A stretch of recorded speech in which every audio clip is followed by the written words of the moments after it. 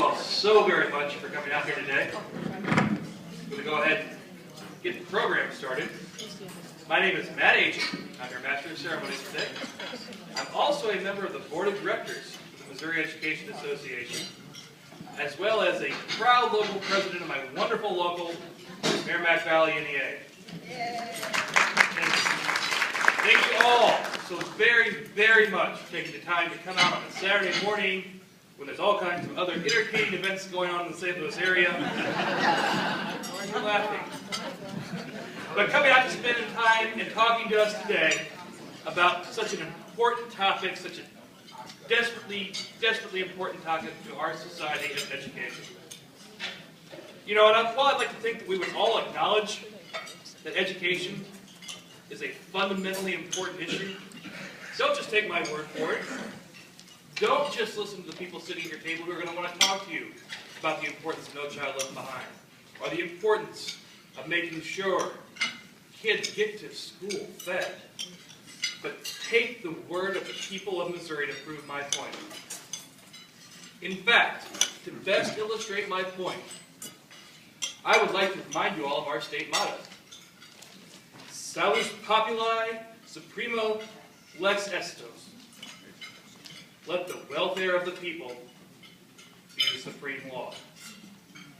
And the people of Missouri are well aware of this point, because in our supreme law, our wonderful Missouri Constitution, we had devoted an entire article on the subject of education. After all, it was Thomas Jefferson who paraphrased the Enlightenment writers by saying, all men are created equal. And it is us here in Missouri who recognize the importance of this, and we have made public education the framework for our education of our young people. We are here to help develop those talents that were given to them, and we are here to make them go past truly just equals. I'm going to briefly share with you a story as to kind of one of the ways I got to this point. We'll let some other people talk, and know you all want to get me off the microphone. But I'd like to share with you a story about this important public education system. I was at a local establishment several weeks ago, back in my hometown, Friday evening. And there I ran into a former student, Nathan. He was one of those kids who never really set the world on fire with his grades,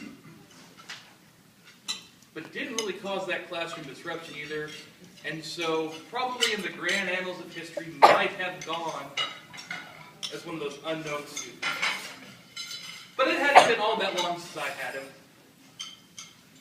And I was able to at least recall his first name, and he came over to me, and I'd asked him how he had been doing, and he told me that he had just returned from Afghanistan. And we had talked for several more minutes after that, just the pleasantries, catching up, how's life, what did you do while you were gone?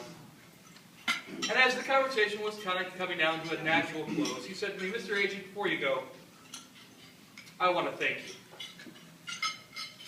I know that sometimes I didn't get my homework finished, or sometimes I looked like I was not paying attention in class, but I wanted to thank you.